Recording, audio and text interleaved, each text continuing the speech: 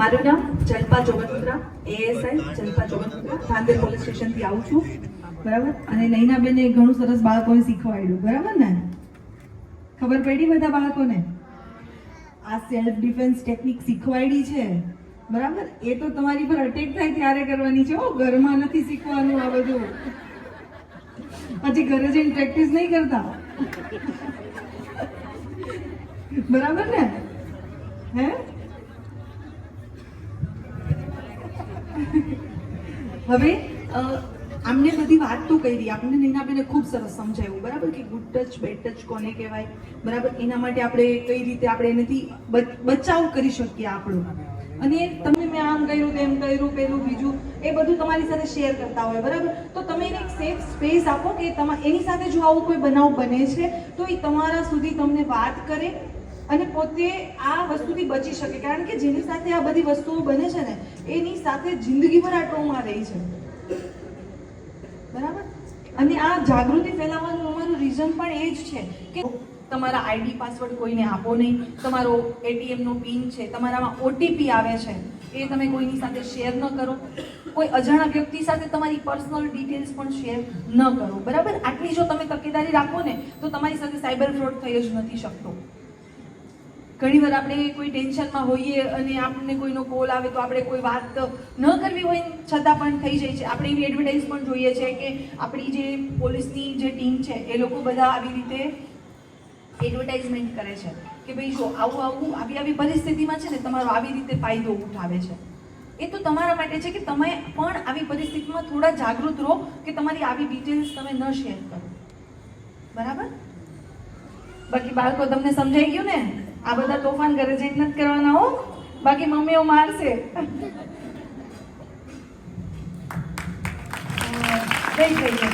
હવે સાયબર ફ્રોડથી બચવા માટે 4 જ ચીજ ધ્યાનમાં રાખવાની છે. એક તો આપણે રિયલમાં અનનોન એટલે કે અજાણ્યા વ્યક્તિ જોડે વાત કરીએ છીએ. રિયલમાં આપણે એક બીજો કંઈક અજાણ્યો છે તેની જોડે વાતો કરવા માંડીએ છીએ તો ફોનમાં કરવાની.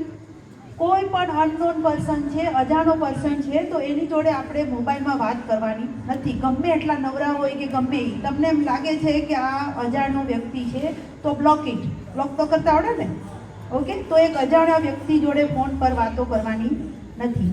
સેકન્ડ છે અજાણ્યો વિડીયો કોલ આવે છે. જેન્ટ્સ લેડીઝ બધા મસ્ત કપડાં પહેરીને વિડીયો કોલ કરીને આપણે ચાલો ગેમ રમીએ, આપણે આ કરીએ તો વિડીયો કોલ પણ ઉઠાવવાનો નથી કોઈ પણ. તો એ લિંક એ વિડીયો કોલ બ્લોક કરી દેવાનું.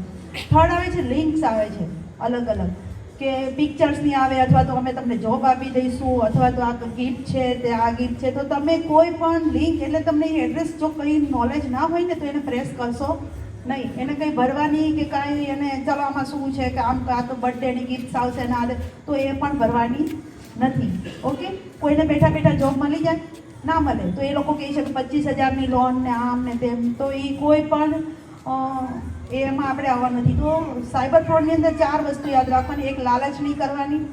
પછી કોઈ પણ ડર નહીં રાખવાનો કે બ્લેકમેલિંગ કરશે કે તમારું આજે તો વાયરલ કરી દઈશ ને આમ તે અને એવી રીતે એમ ડર. અને એક ઉતાવળ નહીં કરવાની. જસ્ટ કોલ આવ્યો કે ચાલો, એટલે એ લોકો શું કરે, મારો ભાઈ છે હું તારો ભાઈ બોલું છું, એ જ નંબર હોય એ જ અવાજ હોય અને ડાયરેક્ટ કે તું હોસ્પિટલમાં છું ફટાફટ મને આટલા પૈસા આપી દે, તો તરત આપી દેવાના નથી. મીન્સ ઉતાવળ કરવાની નથી, ઓકે.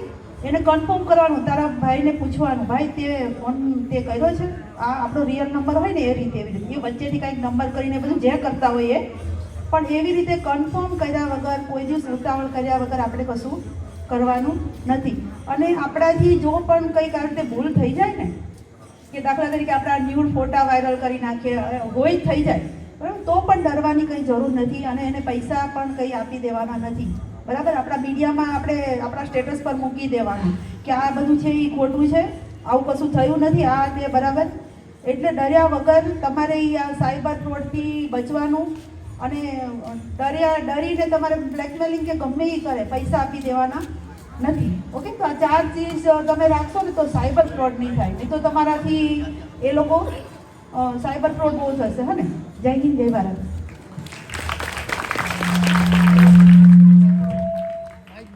તમારી સાથે કોઈ અણબનાવ બને ને એની પહેલા જ આપણે એને અટકાવી દઈએ, બરાબર.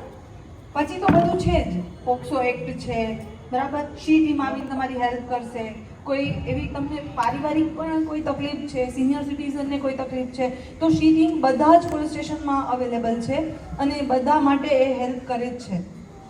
બહુ સરસ સુરત સિટીમાં બહુ સરસ રીતે કોમ્યુનિટી પોલીસિંગનું કામ થાય છે. બરાબર. હવે આપણી હેલ્પલાઇન નંબર ચેન્જ થઈ ગઈ છે. 112 પર કોલ કરવાનો, કોઈ પણ તકલીફ હોય તો 112 પર કોલ કરી દેવાનો. બરાબર. 5 જ મિનિટની અંદર PCR ગાડી તમારી પાસે પહોંચી જશે અને તમને તાત્કાલિક જગ્યા પર હેલ્પ મળી જશે. બરાબર. હવે બેને વાત કરી એમ કે આજકાલ છે ને આમ ઇન્ટરનેટ અને સોશિયલ મીડિયા અને આના કારણે છે ને બહુ વિકૃતિઓ પેદા થઈ છે અને એના કારણે છે ને ક્રાઇમનું આખું સ્વરૂપ જ બદલાઈ ગયું છે. જે ચોરી, લૂંટ ને આન તેન જે થતું હતું એનું આખું સ્વરૂપ જ બદલાઈ ગયું. બરાબર. સાયબર ફ્રોડ એટલે કે સાયબર ફ્રોડ શું છે? એક પ્રકારની ચોરી જ છે, પણ સાયબરના પેલા ઇન્ટરનેટ અને એના માધ્યમથી, સોશિયલ મીડિયાના માધ્યમથી થાય છે. બરાબર. તો આપણે એનાથી કેવી રીતે બચી શકીએ? હવે ઘણા લોકોને એવું પણ તમે જોયું હશે કે ભાઈ પોતાના કોઈ ખોટા મેસેજ વાયરલ કરી દે, કોઈ ફોટા એડિટિંગ, ન્યૂડ ફોટોઝ, અશ્લીલ ફોટોઝ એના બનાવી અને મોકલે. બરાબર. અને પછી બ્લેકમેલ કરે કે ભાઈ તું મને આટલા પૈસા આપ ને આમ ને, નહીંતર હું બધું વાયરલ કરી દઈશ ને. તો આવા બધા જે ફ્રોડ થાય છે એનાથી ગભરાવાનું નથી. બરાબર. આના માટે જ તે આપણે સાયબર હેલ્પલાઇન શરૂ કરેલી છે 1930 1930. બરાબર. કોઈ પણ પ્રકારનો સાયબર ફ્રોડ થાય, તમારી પાસેથી પિન માગી અને કોઈ પણ તમારી ટ્રાન્ઝેક્શન કરી દે અને પૈસા તમારા બેંક એકાઉન્ટમાંથી તમારી કમાણીના ઉપાડી લે. બરાબર. કંઈ પણ બને છે તો 1930 પર કોલ કરો, તમારું રિપોર્ટિંગ કરો, તમને એક નંબર આપશે, એ નંબર લઈને તમારા નજીકના પોલીસ સ્ટેશનને કોન્ટેક્ટ કરો. બરાબર. એટલે તમને છે ને તમારી અમાઉન્ટ એ ત્યાં બ્લોક થઈ જશે. જે અમાઉન્ટ તમારી ગઈ હશે એ બ્લોક કરી દેશે અને તમારા એકાઉન્ટમાં એ પરત લઈ આવવા માટે કોશિશ કરશે. બરાબર. અને આવું બને છે.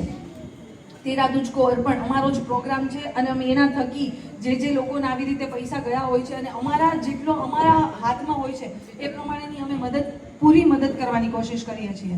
બરાબર. તો તમે પણ અમોને સહકાર આપો અને આ બધા ગુનાઓથી બચો. બરાબર. આ અવેરનેસ પ્રોગ્રામ અમે તમારા માટે એટલા માટે જ રાખીએ છીએ કે તમારી સાથે આવું કંઈ પણ થતાં તમે બચી જાઓ. હની ટ્રેપ તમે સાંભળ્યું છે ને બધાએ? આ one type of cyber fraud જેવું જ છે. તમને વિડીયો કોલ કરે ને તમારા ફોટોગ્રાફીના અંતે લઈ લઈને પછી વિડીયો બનાવીને વાયરલ કરે. હવે એમ કે તમે અમને સાયબર અવેરનેસ કહેશો ને તમે? ઓકે. સાયબર અવેરનેસનું છે ને એક બેન કહેશે આજકાલ સાયબર ફ્રોડ બહુ જ થાય છે. અને તો first of all cyber okay.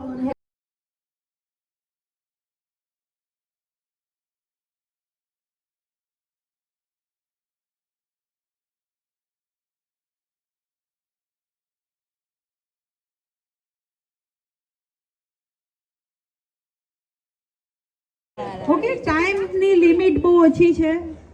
બરાબર. તો આપણે ફટાફટ છે ને પ્રસાદી વિકૃત માઇન્ડના થઈ ગયા છે. બધા પિક્ચર્સ, મોબાઈલ્સ ને એવું બધું જોઈને હે ને પિક્ચર્સ બતાવે અથવા એના વિશે કમેન્ટ કે આ બધું ખરાબ ને, આ બધી ગલત ચીજ. બરાબર. તો એવા વ્યક્તિ હોય, એવી અંકલ